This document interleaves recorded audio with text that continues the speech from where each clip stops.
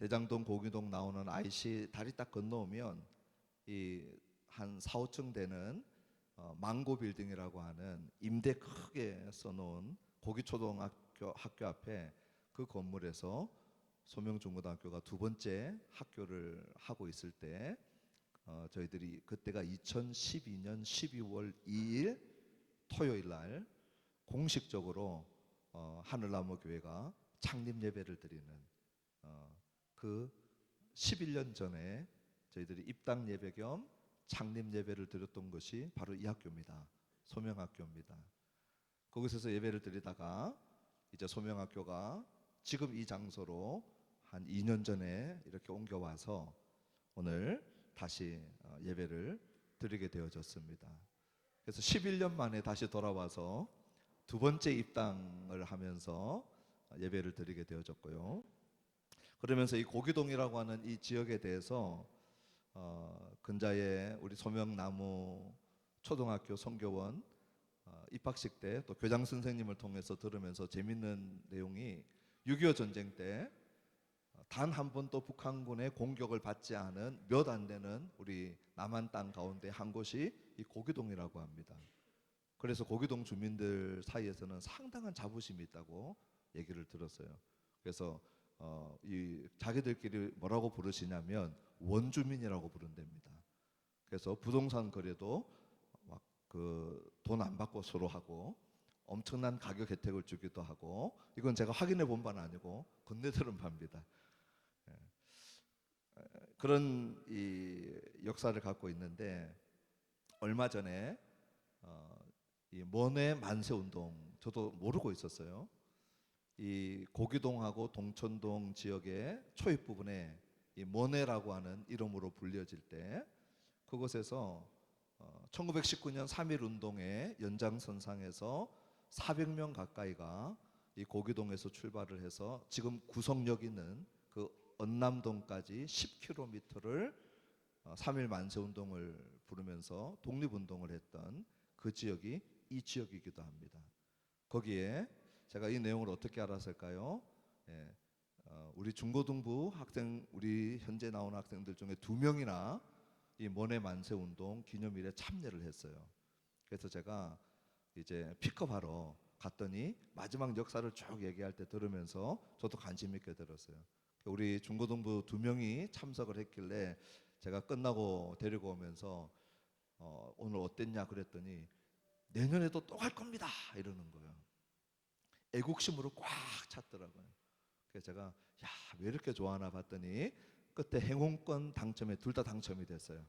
그래 아주 사기가 충천해가지고 너무 재밌고 의미 있다. 그러면서 내년에도 또 할 거다 그랬는데 3.1 운동 연장선상에서 죽기도 하고 또 갇히기도 하고 그런 땅이 이 땅입니다.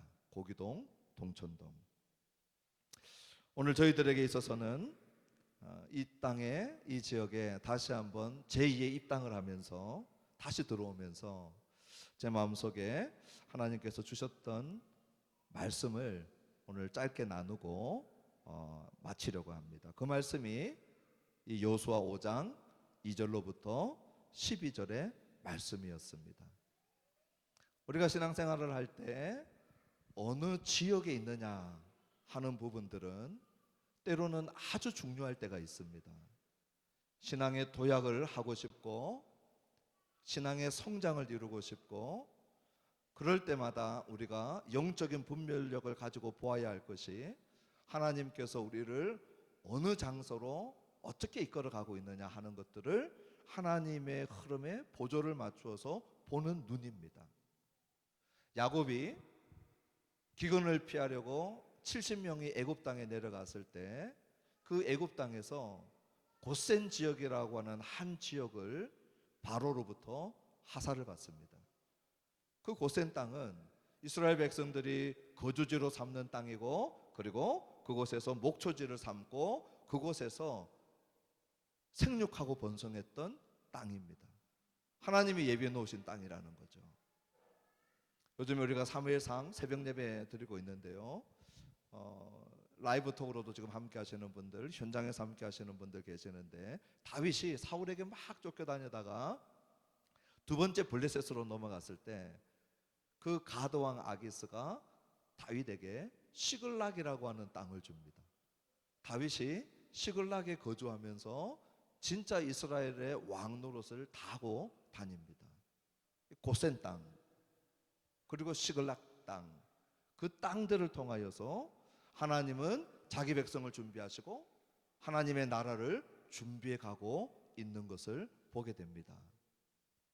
우리가 상현동에서 긴 시간들을 상현동에서 보내고 이제 고기동으로 왔을 때 오늘 대부분의 우리 성도님들에게는 첫 번째 이 소명에서 입당 예배가 될 것이고, 극소수의 우리 성도님들은 저와 함께 제2의 입당 예배가 될 것인데, 이곳에서 하나님 하실 일들을 우리가 기대하면서 하나님 우리에게 무엇을 원하시는지 오늘 우리가 이 말씀을 통하여서 받고, 저의 간절한 마음이 있다면 하나님이 새로운 장소에서 새로운 일들을 하고자 하실 때 우리들에게도 요구하는 것이 있습니다. 그것이 무엇인지 오늘 우리가 함께 말씀을 통하여 받기를 원하는 것이에요. 우리 2절의 말씀을 같이 한번 읽어봅시다. 여호수아 5장 2절입니다. 우리 주일학교 학생들도 글자를 아는 친구들은 큰 소리로 함께 하나님 말씀을 합독하십니다. 그때에 여호와께서 여호수아에게 이르시되 너는 부싯돌로 칼을 만들어 이스라엘 자손들에게 다시 할례를 행하라 하시매. 그때가 언제냐 하는 것입니다. 그때는 바로 앞에 2절 앞에는 몇 절이 있습니까? 1절이 있어요. 우리 1절을 한번 읽어봅시다. 시작. 요단 서쪽의 아모리 사람의 모든 왕들과 해변의 가나안 사람의 모든 왕들이 여호와께서 요단 물을 이스라엘 자손들 앞에서 말리시고 우리를 건너게 하셨음을 듣고 마음이 녹았고 이스라엘 자손들 때문에 정신을 잃었더라. 이스라엘 백성들 때문에 정신을 잃고 있었을 때입니다. 왜 정신을 잃었느냐? 지금 가나안 족속들이 마음을 푹 놓고 있었어요. 왜냐하면 이때가 어느 때냐 하면 곡식 거두는 때이기 때문에 요단 강물이 제일 많이 범람하는 때입니다. 가나안 입장에서는 아무도 요단강을 건널 수 없다라고 안심하고 있을 때예요. 그런데 실제는 무슨 일이 벌어져 버렸어요? 우리 설교 노트에 있듯이 여호수아 4장 24, 25절 같이 한번 읽어보십시다. 너희의 하나님 여호와께서 요단물을 너희 앞에서 마르게 하사 너희를 건너게 하신 것이 너희의 하나님 여호와께서 우리 앞에 홍해를 말리시고 우리를 건너게 하심과 같았나니 이는 땅의 모든 백성에게 여호와의 손이 강하신 것을 알게 하며 너희가 너희의 하나님 여호와를 항상 경외하게 하려 하심이라 하라. 무슨 일이 있었냐면 요단물을 마르게 하셨다는 거예요. 이미 홍해를 말렸다는 얘기를 듣고 떨고 있었는데 요단물마저 마르게 하신 것을 목격하고는 두려워서 떨고 있었던 것이죠. 그러한 상태에 있는 부분들을 우리 여호수아 3장 15절 16절, 왜 이들이 안심하고 있었는데 이렇게 놀라게 되느냐, 우리 한번 읽어봅시다. 요단이 곡식 거두는 시기에는 항상 언덕에 넘치더라. 궤를 맨 자들이 요단에 이르며 궤를 맨 제사장들이 발이 물가에 잠기자 곧 위에서부터 흘러내리던 물이 그쳐서 사르단에 가까운 매우 멀리 있는 아담 성읍 변두리에 일어나 한 곳에 쌓이고 아라바의 바다 연매로 향하여 흘러가는 물은 온전히 끊어짐에 백성이 여리고 앞으로 바로 건널세. 요단강 물이 위에는 멈춰서 쌓여지고 있고 사해 바다로 흘러가는 물은 끊겨서 그 마른 길을 지나갈 수 있게 한 것입니다. 그래서 이스라엘 자손들 때문에 정신을 잃어버렸어요. 저들의 하나님 때문에 두려워하고 떨고 있었던 것이죠. 그러니 이때는 어느 때입니까? 전쟁하기 딱 좋은 때예요. 두려워하고 있는 적군들을 치기 제일 좋은 때입니다. 그러니 이때 가서 전쟁하고 가나안 주민들을, 가나안 족속들을 쳐야 하는 그때이죠. 그런데 실제 무슨 일이 일어나느냐? 할례를 행하라고 말씀하십니다. 가나안 땅을 점령하기 제일 좋은 기회에 하나님께서 전쟁하지 말고 전부 다 할례 행하라, 다시 할례를 행하라 말씀하십니다. 할례는 우리 남자의 생식기의 끝 표피를 잘라내는 상당히 고통스러운 과정입니다. 창세기 34장에 야곱의 딸 디나가 세겜에 의해서 강간당했을 때 야곱의 아들들이 어떻게 복수하냐면, 우리 여동생 디나를 할례 받지 않은 사람에게 줄 수 없으니 너희들도 할례 행하라 라고 거짓으로 속이고, 세겜 사람들이 할례를 행했을 때, 고통 중에 있을 때 쳐서 죽여버립니다. 그러니 전쟁하는 입장에 있어서 할례를 행하는 것만큼이나 자기 자신들을 취약하게 만드는 일은 없죠. 우리 하나님께서 이 할례를 요단강을 건너와서 가나안 땅에 발을 딛고 적군들이 훤히 쳐다보고 있는 그 환경에서 지금 할례를 행하라고 말씀하고 있는 것이에요. 저 같으면 어떻게 했을까요? 제가 만약 제가 마음대로 할 수 있다면 가장 지혜로운 방법은 요단을 건너기 전에 거기서 할례를 행하고, 거기서 회복하고 전쟁할 수 있는 준비를 다 하고, 그 다음에 건너와서 가나안 땅을 치면 돼요. 그런데 하나님이 이상하게 행동하지 않습니까? 요단을 건너오게 해서 이제 뒤로는 후퇴하지 못합니다. 뒤에는 요단강이 범람하고 있어요. 앞에는 가나안 족속들이 있어요. 싸워야 될, 전쟁해야 될 대상들이죠. 그 한복판에다 두고는 여기서 할례를 행하라는 거예요. 오늘 이 2절에서 저희들에게 충분한 메시지를 주고 있어요. 오늘 적군들이 낙심해 있는 그 상황 속에서 치면 누구 힘으로 이겼다고 할까요? 우리의 힘으로. 적군들이 두려워하고 있기 때문에, 벌벌 떨고 있기 때문에, 간담이 서늘했기 때문에 쳐서 이기는 모든 공로를 이스라엘 백성들이 가져갈 수 있었을 거예요. 그건 못하게 하셨어요. 그리고는 전쟁해야 될 이스라엘 남자들이 전부 다 할례를 받게 하고는 가장 취약하게 만들어 놓고, 그 상황 속에서 우리 하나님만을 신뢰할 수 있게끔 하나님이 몰아갔던 거예요. 전쟁은 하나님께 속한 것이고, 오늘 이 땅을 취하는 것은 우리 하나님께서 주도하는 것이고, 우리에게 요구하는 것은 그 하나님을 신뢰하는 것을 하나님께서 요구하고 있는 것입니다. 우리의 똑똑한 지성과 번뜩이는 IQ와 총기와 나름대로의 권력과 무기 쓰는 법들을 가지고 약속의 땅에 들어가서 그 땅을 정복하도록 하나님이 시작부터 하지 못하게 하신 거예요. 그러면서 우리에게 묻는 것이지요. 너는 정말 하나님을 신뢰하는가? 오늘 새로운 장소에서 예배하는 우리들에게 하나님이 확인하고 싶은 것이 있어요. 하나님이 말씀하시는 것을 따라 순종했을 때 가장 위험하고 가장 취약한 자리로 들어가는데도 불구하고 나는 신뢰하고 그곳에 머물 수 있느냐 하는 것이에요. 하나님이 원하는 믿음은 이런 것이에요. 내가 생각할 때 현명한 방법도 아니고 최선의 방법도 아닌 것 같은데, 하나님의 방법이, 하나님의 지혜가 가장 지혜로움을 신뢰할 때만 이렇게 할 수 있는 것이죠. 또 하나는, 할례는 우리가 하나님의 언약 백성이라고 하는 것을 다시 한번 확인시키는 거예요. 이 부분에 있어서 제가 가나안 땅 7족속을 진멸하는 전쟁 때마다 많이 듣는 질문이 하나 있어요. 하나님은 이스라엘만 편애하고 가나안 족속은 차별하는 겁니까? 이것이 난제이죠. 어려운 문제입니다.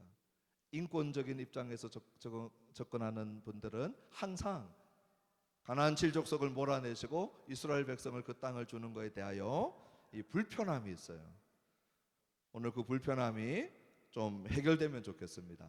우리 창세기 15장 16절을 같이 한번 읽어봅시다. 시작. 내 자손은 사대 만에 이 땅으로 돌아오리니 이는 아모리 족속의 죄악이 아직 가득 차지 아니함이니라 하시더니, 창세기 15장 16절에 하나님이 아브라함에게 주셨던 말씀이에요. 너희들 이제 애굽 땅으로 갈 건데 4대 만에 돌아올 텐데 그 돌아오는 시기가 언제냐?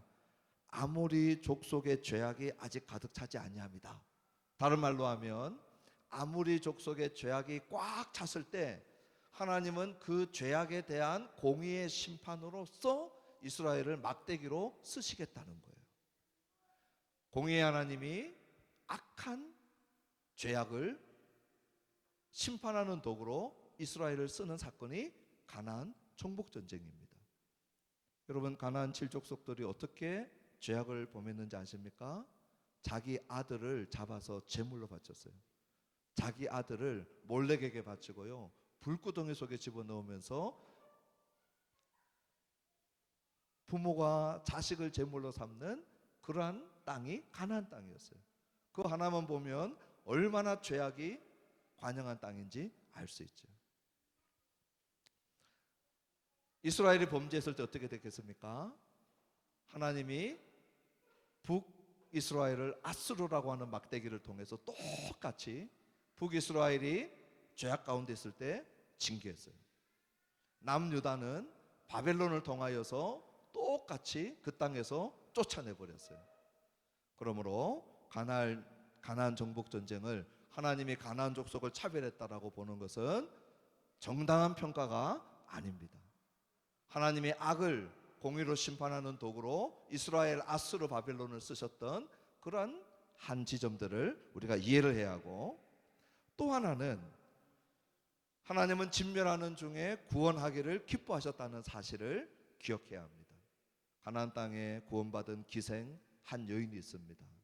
라합이라고 하는 여인은 우리 예수님의 족보에도 등장해요. 우리 마태복음 1장 5절 읽어볼까요? 시작. 살몬은 라합에게서 보아스를 낳고 보아스는 룻에게서 오벳을 낳고 오벳은 이새를 낳고, 다윗의 조상으로 등장하는 살몬의 아내가 라합인데, 라합은 그 유명한 여호수아 2장의 여리고 기생이에요. 하나님이 가나안 족속을 진멸할 때 구원의 가능성을 닫아놓고 진멸한 적이 없습니다. 구원의 가능성을 열어놓고 그 가운데 라합이 구원받는 역사가 실제 역사였다는 거예요. 그러므로 가나안 진멸 전쟁, 정복 전쟁에 대한 이해들을 우리가 새롭게 할 수 있으면 좋겠고요. 그 가운데 분명한 것은 할례라고 하는 이 예식을 통하여서 우리가 언약 백성이라고 하는 것을 알기를 원하는 것입니다. 우리 창세기 17장 11절 12절 읽어봅시다. 너희는 포피를 베어라. 이것이 나와 너희 사이에 언약의 표징이니라. 너희의 대대로 모든 남자는 집에서 난 자나 또는 너희 자손이 아니라 이방 사람에게서 돈으로 산 자를 막론하고 난 지 8일 만에 할례를 받을 것이라. 너희 집에서 난 자든지 너희 돈으로 산 자든지 할례를 받아야 하리니. 이에 내 언약이 너희 살에 있어 영원한 언약이 되려니와 할례를 받지 아니한 남자 곧 그 포피를 베지 아니한 자는 백성 중에서 끊어지리니 그가 내 언약을 배반하였음이니라. 아브라함에게 약속하셨던 그 언약의 내용들을 이 할례를 통하여서 상징으로 삼고 몸에 기억하도록 해놓은 것입니다. 우리가 잘 아는 이스마엘과 이삭의 갈등이 있죠. 이스마엘이 언제 태어나느냐? 창세기 16장에 태어납니다. 아브라함이 할례 받기 전에. 이삭은요, 창세기 21장에 태어납니다. 아브라함이 창세기 17장에서 할례를 받아요. 할례 받고 난 다음에 태어난 이삭과 할례 받기 전에 태어난 이스마엘로 구분되어지는데, 이 할례를 행함으로 말미암아 다시 한번 우리가 하나님의 언약 백성이다라고 하는 사실을 기억하라는 것이죠. 이제 가나안 땅에 들어가면 땅이 주어집니다. 이제 가나안 땅에 들어가면 새로운 영토가 주어집니다. 승리가 주어질 것입니다. 우리 하나님께 더 중요한 것이 있었는데 그것이 뭐냐? 땅도 아니고 승리도 아니고 성공도 아니고 너가 하나님의 언약 백성이다라고 하는 이 사실을 기억하는 것이 더 우선된다는 거예요. 오늘 우리가 소명학교에서 또 바로 옆에 소명나무학교가 지어지고 있어요. 우리가 여기서 기억해야 될 것이 새로운 땅에 왔을 때 나는 하나님을 더 신뢰하는가, 또 하나는 내가 언약 백성으로서의 나의 정체성을 다시 한번 확인하고 있는가. 오늘 하나님이 우리에게 원하시는 것이 이것이에요. 그래서 할례하게 하신 거예요. 이제 우리 3절을 한번 읽어봅시다. 여호수아 5장 3절입니다. 여호수아가 부싯돌로 칼을 만들어 할례산에서 이스라엘 자손들에게 할례를 행하니라. 머뭇거림이 없어요. 4절에 왜 할례를 다시 행했는지 설명합니다. 4절, 여호수아가 할례를 시행한 까닭은 이것이니 애굽에서 나온 모든 백성 중 남자 곧 모든 군사는 애굽에서 나온 후 광야길에서 죽었는데, 출애굽했을 때에는 할례 받은 자들이었거든요. 그들은 광야에서 죽어버렸어요. 5절, 그 나온 백성은 다 할례를 받았으나 다만 애굽에서 나온 후 광야길에서 난 자는 할례를 받지 못하였음이라. 광야에서 태어난 광야 2세대는 할례를 받지 못했어요. 광야 1세대는 출애굽하면서 할례를 받았지만 불순종하여서 여호수아와 갈렙만 빼고는 다 죽었습니다. 그러니 지금 여호수아가 광야 2세대, 광야 세대에서 태어났던 그들을 데리고 가나안 땅에 들어왔거든요. 그러니 거의 대부분이 할례 받지 않은 상태에서 들어온 거죠. 그것을 6절에 이렇게 얘기합니다. 시작. 이스라엘 자손들이 여호와의 음성을 청종하지 아니하므로 여호와께서 그들에게 대하여 맹세하사 그들의 조상들에게 맹세하여 우리에게 주리라고 하신 땅 곧 젖과 꿀이 흐르는 땅을 그들이 보지 못하게 하리라 하시매, 애굽에서 나온 족속 곧 군사들이 다 멸절하기까지 40년 동안을 광야에서 헤매었더니. 왜 할례 받지 않았느냐? 6절에 이렇게 얘기합니다. 여호와의 음성을 청종하지 아니하므로. 하나님이 말씀하시는데 청종하지 않아요. 하나님의 말씀에 불순종하는 거죠. 불신앙하는 겁니다. 한번 생각해 보니까 광야에서 어떻게 될 줄 모르는데 내가 내 자신을 가장 취약한 형태로, 나의 동료들을 가장 취약한 형태로 몰아넣고 싶은 지도자가 누가 있겠어요? 아브라함 보고 난지 8일 만에 할례하지 않으면 끊겨지리라고 했지만 광야에서 생활하는 하루하루가 위기다 보니까 그 생존법으로 하나님이 말씀하신 그 말씀을 청종하지 않은 거예요. 스스로 생존법을 찾아보겠다는 거죠.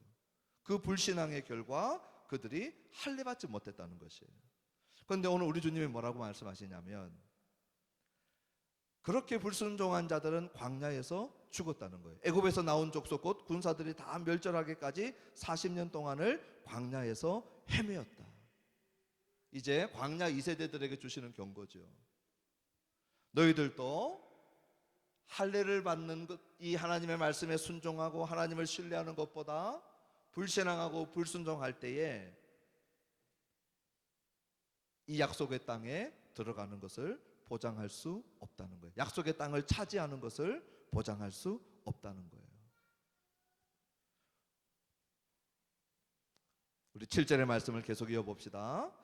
그들의 대를 잇게 하신 이 자손에게 여호수아가 할례를 행하였으니 길에서는 그들에게 할례를 행하지 못하였으므로 할례 없는 자가 되었음이더라. 8절, 또 그 모든 백성에게 할례 행하기를 마침에 백성이 진중 각 처소에 머물며 낫기를 기다릴 때에. 이때가 언제예요? 가장 위기의 순간이죠.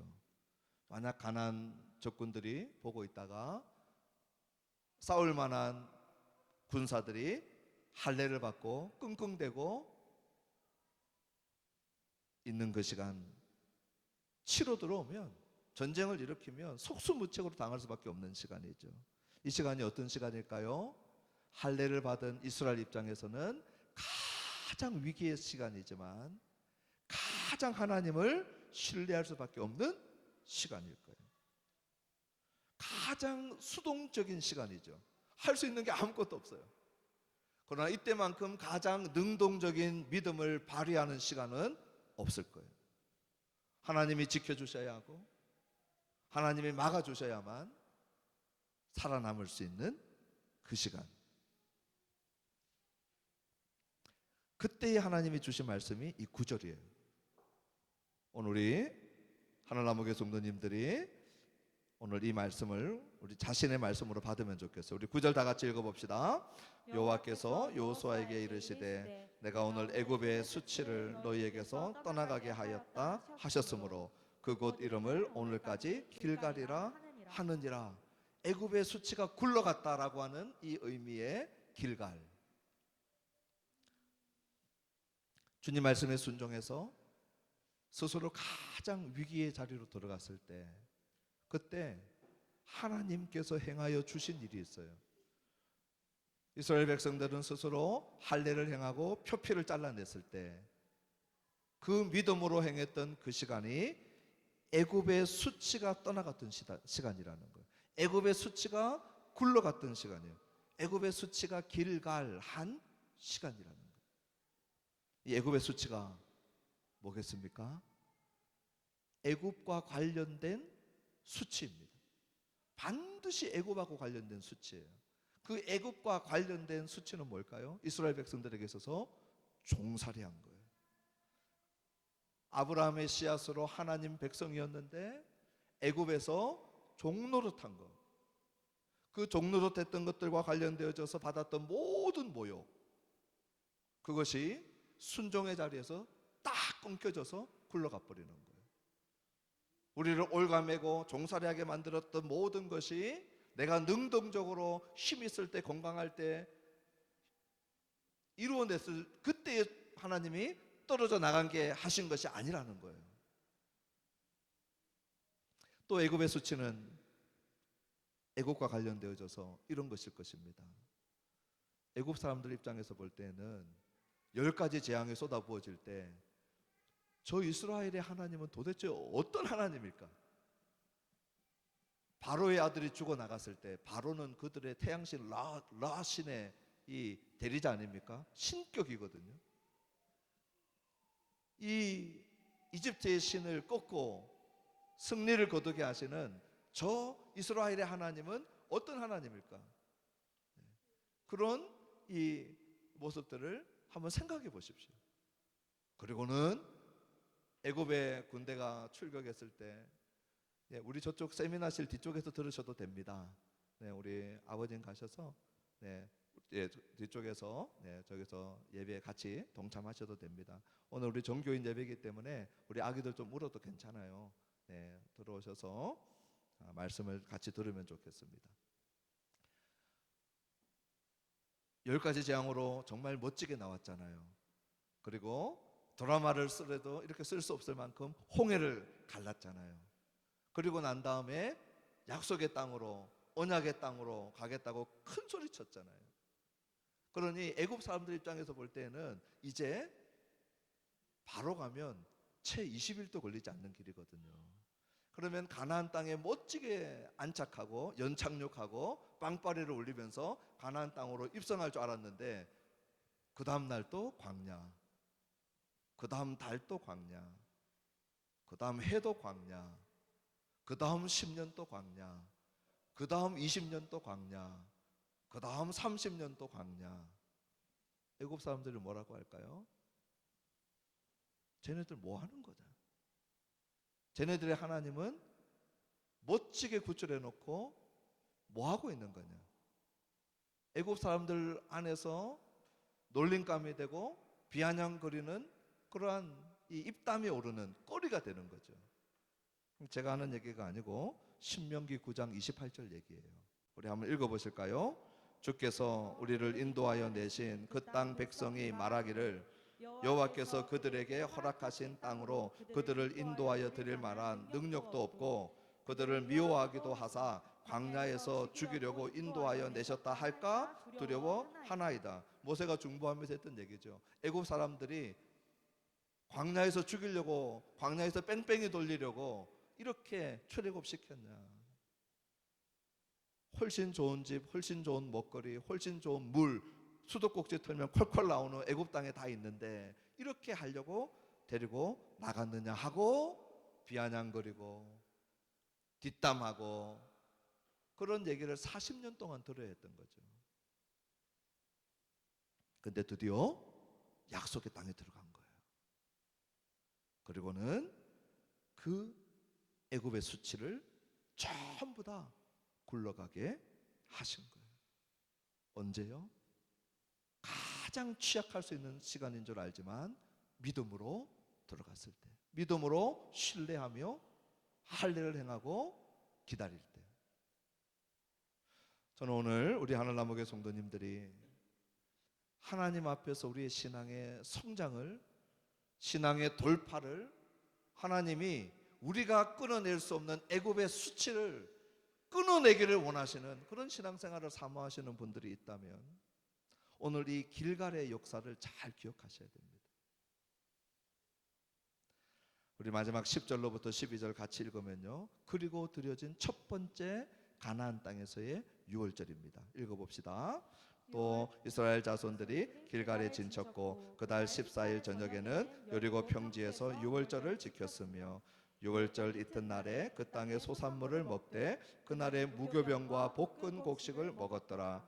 또 그 땅의 소산물을 먹은 다음 날에 만나가 그쳤으니 이스라엘 사람들이 다시는 만나를 얻지 못하였고 그 해에 가나안 땅의 소출을 먹었더라.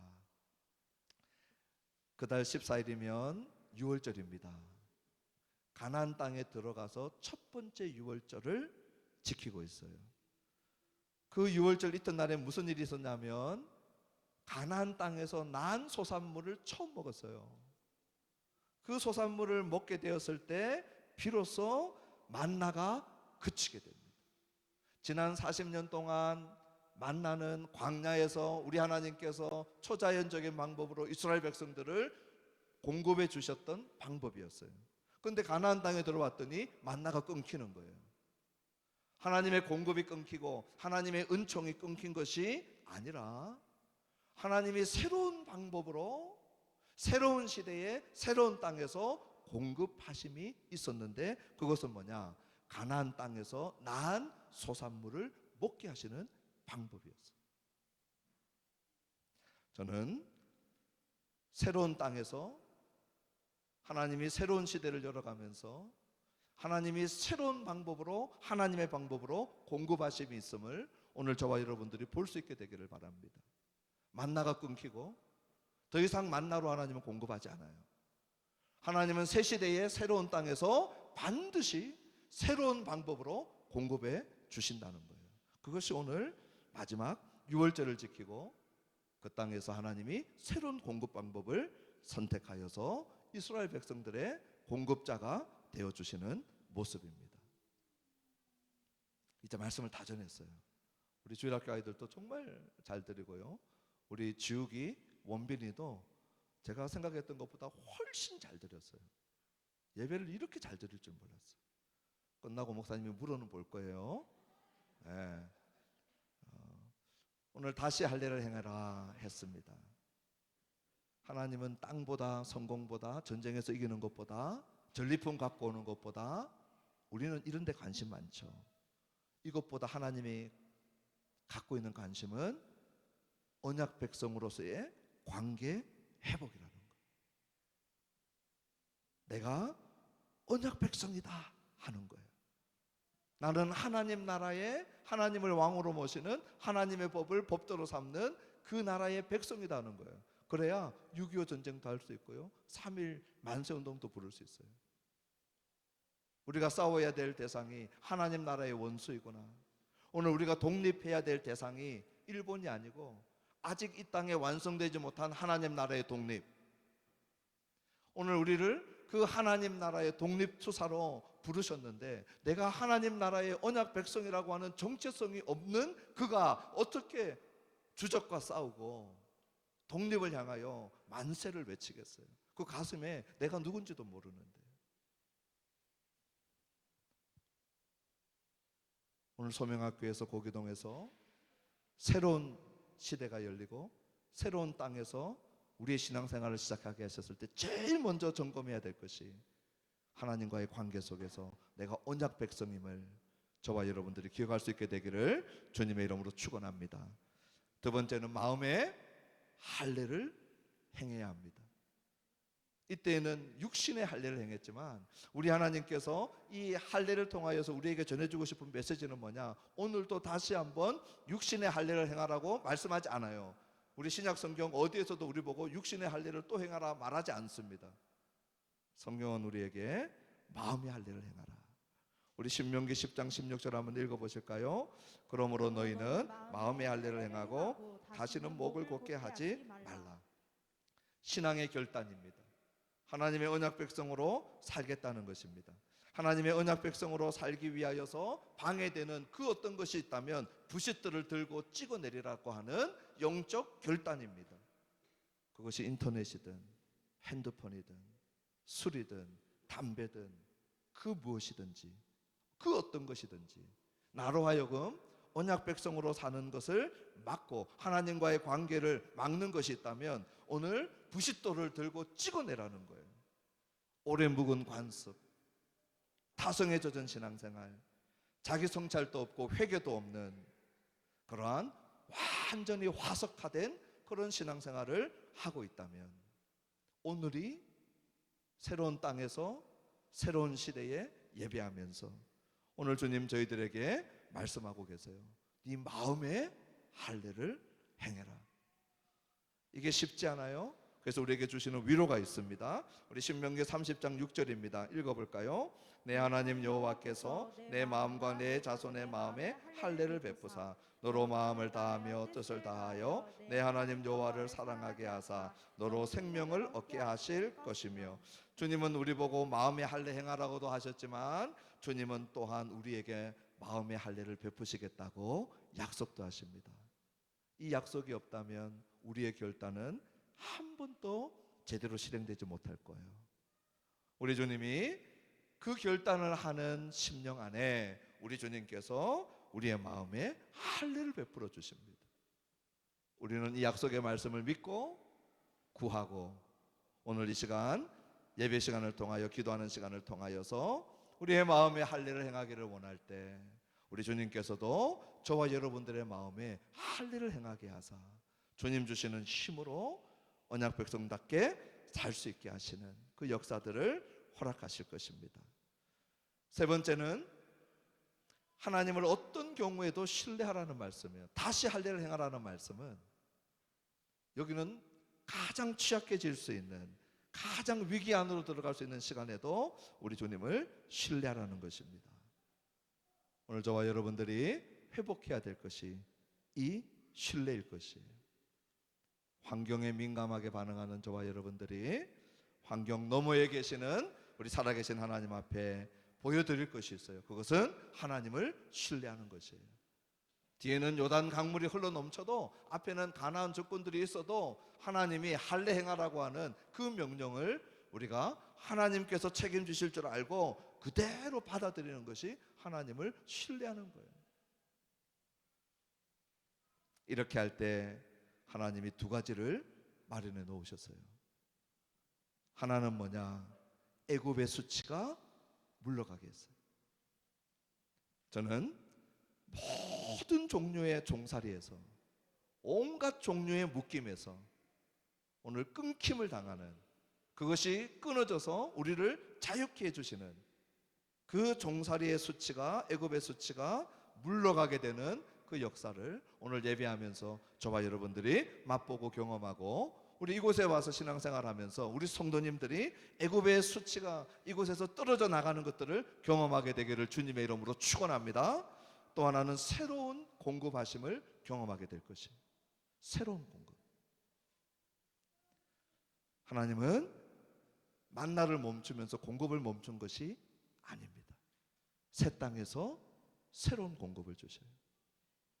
우리 하나나무교회 성도님들이 이 하나님의 일하심에 반열해서 어느 누구도 뒤처지거나 이탈하지 않고 하나님 새로운 공급 안에 온전히 들어가서 그 일하심의 한복판에서 주님을 경험하고 만나게 되는 역사가 이 장소에서 오늘 입당하면서 드려지는 이 예배를 통하여 시작되기를 바라고 이제 우리가 함께 기도하고 성찬에 참여할 터인데요, 주님의 몸과 피에 참여할 때 성령께서 우리의 마음에 할례를 행하시도록 우리 기도하면서 성찬에 함께 임하면 좋겠습니다.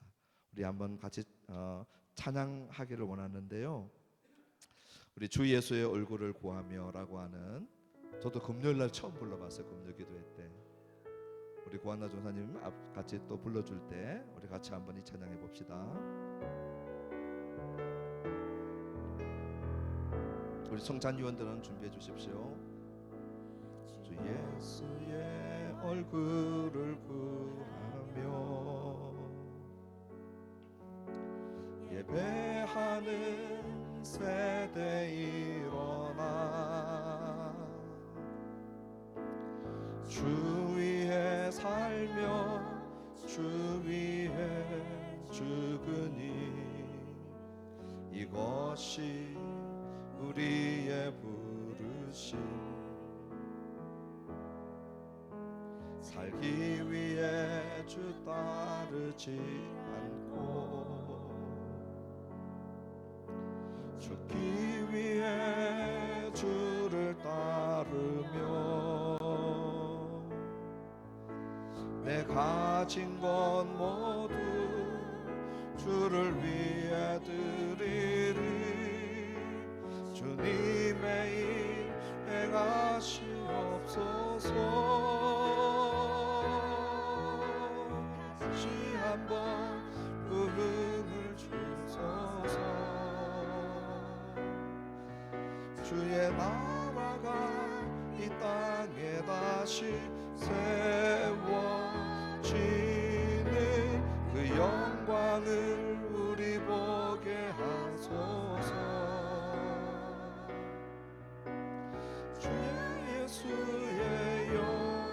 우리 다시 한번 찬양합시다. 주 예수의 얼굴을 구하며 주 예수의 얼굴을 구하며 예배하는 세대 일어나 예배하는 세대 일어나 주 위에 살며 주 위에 살며 주 위에 죽으니 이것이 우리의 부르심. 살기 위해 주 따르지 않고 살기 위해 주 따르지 않고 죽기 위해 주를 따르며 죽기 위해 주를 따르 내 가진 모두를 내 가진 것 모두 주를 위해 드리리. 주님의 일 행하시옵소서. 다시 한번 부흥을 주소서. 주의 나라가 이 땅에 다시 세워지는 그 영광을 우리 보게 하소서. 주 예수의 영. 다시 한번 부흥을 주소서.